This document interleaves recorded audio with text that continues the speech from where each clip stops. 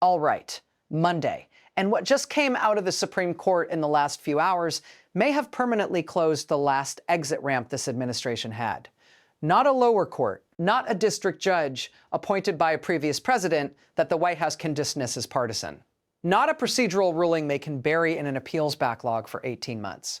Chief Justice John Roberts, George W. Bush's pick, the man who has bent over backwards twice to give this administration the benefit of the doubt, the man who wrote the majority opinion expanding presidential immunity last term. That Chief Justice Roberts just denied the White House's emergency application to block Pam Bondi's sealed testimony from Monday's hearing. One sentence, no noted dissents, no oral argument, no briefing schedule extended. Denied read that back slowly. The administration went to the Supreme Court on a Sunday night to stop a federal judge from reviewing what their own attorney general handed over voluntarily. And John Roberts, not Sotomayor, not Jackson, John Roberts looked at that emergency application and said no. That is not a procedural footnote. That is the roof coming off. Quick background first, because context is everything here, and most of what's circulating online is missing half the picture. If you've been following this channel, you already know what Thursday was. Pam Bondi walked into federal court alone, a private attorney beside her. No DOJ staff, no White House counsel, and she testified under oath for 4 hours about directives she says she now believes were illegal. She submitted sealed documents to Judge Tanya Merrick, 11 deprioritized federal investigations. Internal memos she wrote herself, documenting moments she believed she was being asked to cross a legal line, and a reference, voluntary, unprompted, to sealed communications between herself and the President of the United States. She then filed for cooperating witness protections. That was Thursday. Friday and Saturday, the White House filed an emergency application with the Supreme Court. Their argument, executive privilege. Bondi had no authority to waive it. The sealed communications between her and Trump cannot be reviewed by Judge Merrick. The testimony should be partially invalidated. Monday's hearing should be delayed pending Supreme Court review. It was their last card, the only move left that could meaningfully slow what is now in motion. And Roberts just tore it in half. Stay with me here because the denial itself is only the beginning. What Roberts wrote and what he specifically did not write tells you exactly where this is going. And it is not where the White House expected to be on a Monday morning. Let's be precise about what the emergency application actually asked for, because the White House's framing of it publicly and what the filing actually says are two different things. The public messaging was about privilege, about the sacred constitutional space between a president and the senior officials who advise him, about institutional integrity, about protecting future administrations from having cabinet-level communications exposed in adversarial proceedings. That framing was designed for an audience. It was designed to make this look principled. Here is what the filing actually asked the court to do. It asked for a stay of Judge Merrick's contempt finding. It asked for a stay of Monday's evidentiary hearing. It asked the Supreme Court to declare that an attorney general cannot voluntarily waive executive privilege without White House authorization, even when that attorney general is currently serving, was not removed or fired, and appeared in court of her own volition with her own private counsel. Think about what that argument requires you to accept. It requires you to accept that a sitting cabinet officer, someone confirmed by the Senate, someone who holds independent constitutional authority as the chief law enforcement officer of the United States, cannot walk into a federal court and say, I have concerns about what I was asked to do, without her boss's permission. That is not an executive privilege argument. That is a claim of ownership over a human being who holds an independent office under the Constitution. Roberts didn't just deny it. The order, which I have pulled and reviewed, is 5 sentences. But 2 of those sentences are doing significant work. The court notes that the applicant has not demonstrated the likelihood of success on the merits sufficient to warrant emergency relief. The court further notes that the witness appeared voluntarily and that questions of privilege waiver under these circumstances present issues not resolved by existing doctrine. That second sentence is a signal, not resolved by existing doctrine. Roberts is not saying the White House is wrong about everything. He is saying the specific configuration, a sitting AG, voluntarily appearing, submitting documents she was never ordered to produce, referencing sealed presidential communications without invoking them as a shield. That has no established precedent. which means he is not closing the privilege question permanently. He is saying you don't get to use the Supreme Court as an emergency brake to stop a federal judge from examining evidence before that question is even fully briefed. Monday's hearing proceeds with everything Bondi submitted on the table. Now, here is the part that has former Supreme Court clerks talking this morning. Because it is not just what Roberts said, it is who joined him and who did not object. And that tells you something about where the full court stands on this that the White House is not going to like hearing. Emergency applications at the Supreme Court go to the circuit justice first. In this case, that's Justice Brett Kavanaugh, who covers the D.C. Circuit. Kavanaugh referred it to the full court. That happens. It's not an automatic cause for alarm. Complex applications with separation of powers implications often get referred to. What happens next is where it gets significant. When the full court acts on an emergency application, any justice can note a dissent. They do not have to write an opinion. They can simply register disagreement with a denial by noting their name in dissent. 5 justices would be required to grant the stay. So if 4 justices support the White House position, they note dissent, and the country knows this was a 5-4 denial. That matters. That tells you the administration has 4 votes somewhere on the court and a live pathway. No dissents were noted. None. That means if any justice supported this application, if Thomas, if Alito, if anyone believed the White House had a strong enough argument to pause a federal court proceeding on a Sunday night, they chose silence. A former Supreme Court clerk I spoke with this morning who worked for a conservative justice and asked not to be named, put it this way. When nobody dissents on an emergency denial in a high-profile separation of powers case, it usually means the application was viewed as legally thin. You don't stay quiet about something you believe in. You note the dissent. Legally thin, this is the application the White House spent the weekend preparing. The argument their top lawyers believed was strong enough to go to the Supreme Court on Sunday. And it did not generate a single noted dissent from the most conservative Supreme Court in a generation. That is not just a legal defeat. That is the court sending a message about the quality of the argument itself. But we are not done. Because while the Supreme Court denial is the headline, what is actually waiting inside Monday's hearing, what Judge Merrick now has unobstructed access to examine, that is where this story moves from extraordinary to genuinely unprecedented. Let me walk you through exactly what is on that table. Judge Merrick has now received, and Monday's hearing will formally address, a collection of materials that no federal court has examined in this combination before. Let's go through them one by one. The November 2025 memo. 11 federal investigations were formally designated as deprioritized pending consultation with the White House counsel's office. Subject line, prosecution priority reassessment. This document was produced by the DOJ's own internal systems. It has header stamps, routing codes, and signature blocks. It is not an allegation, it is a record. 2 of those 11 cases have already been publicly identified. A campaign finance investigation tied to a major donor. A federal fraud case targeting a defense contractor with documented White House access. Both were built by career prosecutors over the years. Both shelved. 9 cases remain under seal for now. 9 active federal investigations whose identities are sitting in Judge Merrick's chambers and have not been publicly disclosed. 9 cases that, depending on what Monday's hearing surfaces, could become part of the public record before the week is out. Bondi's internal memos, she brought these voluntarily. No court order required them. They are her own written documentation created at the time of moments when she believed she was being asked to act outside legal boundaries, a contemporaneous record. Not retrospective recollection, written in the moment, submitted to the court by the person who wrote them. The legal significance of that distinction is substantial. Retrospective testimony can be challenged as a self-serving reconstruction. A document you wrote the day the directive arrived, preserved and then submitted to a federal court, carries a different evidentiary weight entirely. The sealed presidential communications, this is the file sitting in Judge Merrick's chambers, that the White House just failed to protect at the Supreme Court level. Bondi referenced it voluntarily. She did not invoke it as a shield. She pointed at it. Her attorney filed it.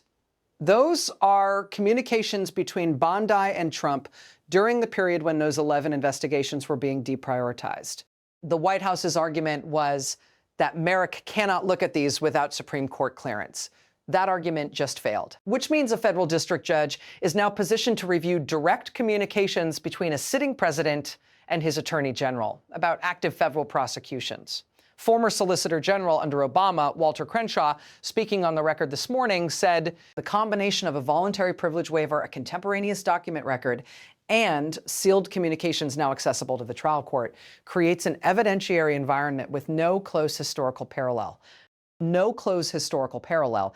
That phrase is doing serious work, the cooperating witness motion. Still pending, still unresolved as of this morning. But Roberts' denial removes the White House's ability to intervene at the appellate level before Merrick rules on it. If she grants it today, before the afternoon hearing, Bondi has formal judicial protection, formal cooperating witness status, while still serving as Attorney General. The administration cannot remove her without triggering a separate and immediate legal crisis around retaliation against a court-protected witness. They cannot ignore her without the documents she submitted continuing to sit in judicial hands. And they cannot unsubmit what she has already given the court. The trap closed on Sunday night when Roberts signed that denial.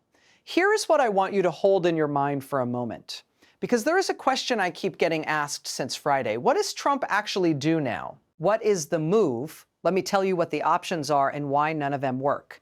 Every administration facing a legal crisis has a basic toolkit: delay, discredit, divide and overwhelm, run the clock. Each of those tools has a counter. Let's go through them. Option 1, fire Bondi. This is the option that gets floated first on social media. Every time something like this happens, just fire her. Remove the problem. Here is why that doesn't work right now.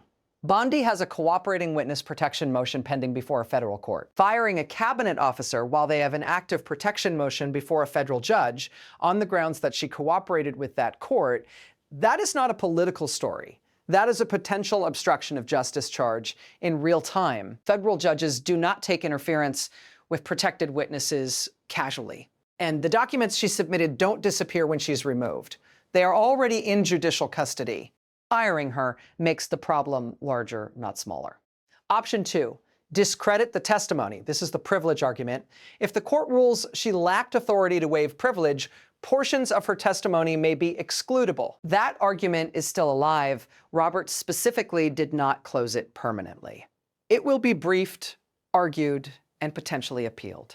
Here is what it does not accomplish. The documents she submitted are not covered by the same waiver question. The November 2025 memo is an internal DOJ document, not a presidential communication. The internal memos she wrote herself are her own records, not privileged communications. The privilege argument, even if it ultimately succeeds in excluding specific testimony, does not touch a significant portion of the evidentiary record.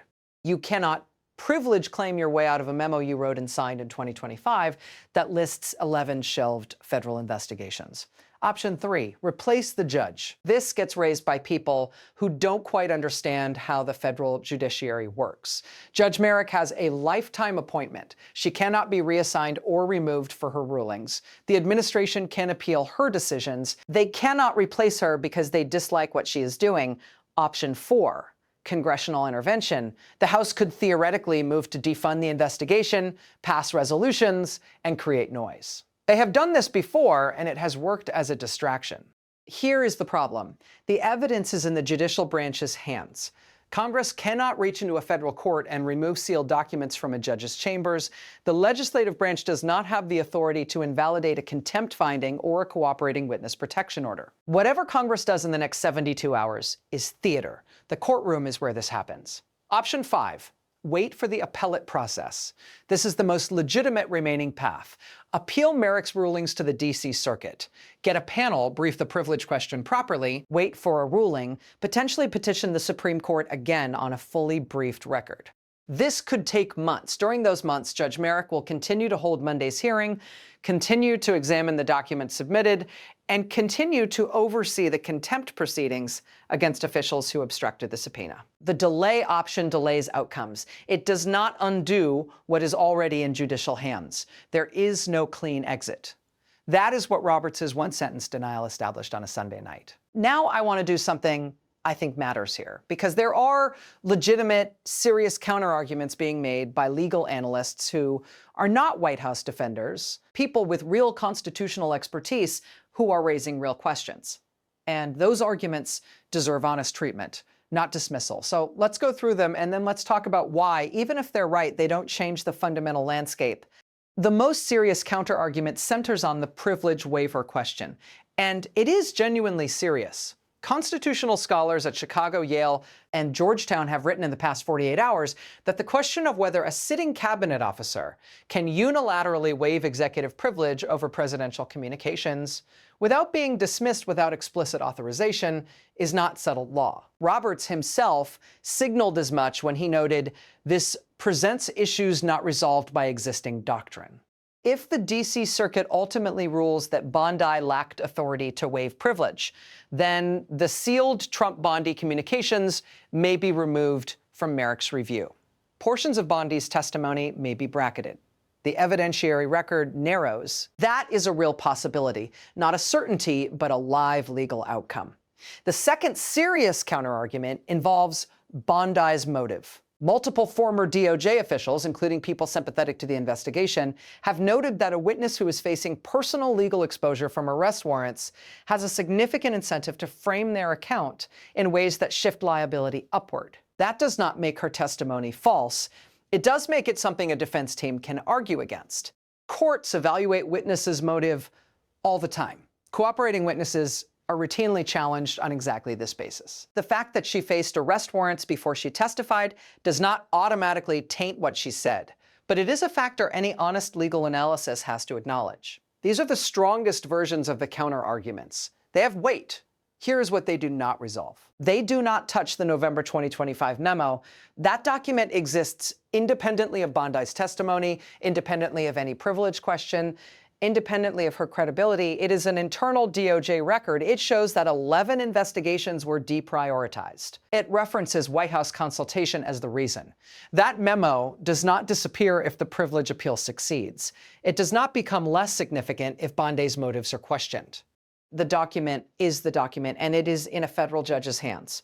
Constitutional law professor Elena Vasquez at the University of Virginia put it plainly in a piece published this morning. Whatever happens with the privilege question, the district court is in possession of a documentary record of executive interference in prosecution decisions that cannot be unsealed, unfiled, or retroactively privileged. Cannot be unsealed, cannot be unfiled, cannot be retroactively privileged. That is where the case actually lives. Which brings us to Monday's hearing. 60 minutes from now, as I record this, here is what is actually on the docket. Not the cable news version, the actual docket. Judge Merrick has 4 specific items listed for today's status conference. Item 1, the White House privilege challenge. In light of Roberts' denial, Merrick will address the scope of what she can review from the sealed submissions. She is not bound to wait for the full appellate process on every question. She can rule on the non-privileged portions of the record immediately, which includes the November 2025 memo, the internal Bondi memos, and the testimony itself. Whatever ultimately happens with the Trump-Bondi communications, the bulk of the evidentiary record is available to her today. Item 2, the scope of judicial review over the 11 investigations. This is the question that will determine whether the deprioritized investigations get reopened under court supervision. Merrick has the authority to refer specific cases to the Office of Special Counsel for review. She has not done so yet. Today's hearing may establish whether and how she uses that authority. Item 3, the cooperating witness protection motion. She is expected to rule on this today. If she grants it, and the language of her prior orders suggests she is inclined toward protection, Bondi has formal judicial status as a cooperating witness while still serving as Attorney General. The political and legal implications of that dual status are, by any legal analyst's account, without modern precedent. Item 4, FBI Director Webb's presence last Thursday. This remains the least discussed and potentially most significant loose thread. 2 senior officials with no official explanation for being at the courthouse during Bondi's testimony window. No FBI statement. No DOJ acknowledgement. Monday's hearing will likely require some accounting of what was formalized that afternoon, because federal judges do not tolerate unexplained coordination in their courthouse during active proceedings. If something was formalized Thursday, some agreement, some additional cooperation, some parallel investigation, today is when it starts to surface. Former federal judge Patricia Lowe, who served on the D.C. bench for 11 years, put it this way in a radio interview this morning: A judge who schedules a follow-up hearing 72 hours after testimony has already seen enough to know that speed matters. She is not waiting for the appeals process to catch up. She is moving. That phrase has been echoing among former DOJ officials since Friday. And Roberts' denial last night cleared the last roadblock between Judge Merrick and where she is going. Let me step back from the legal mechanics for a moment, because there is something larger happening here that I think gets lost when we stay too close to the documents. Something about what this moment actually represents, not just legally, but historically. There is a pattern in how institutions fail. It is rarely dramatic at first. It rarely announces itself.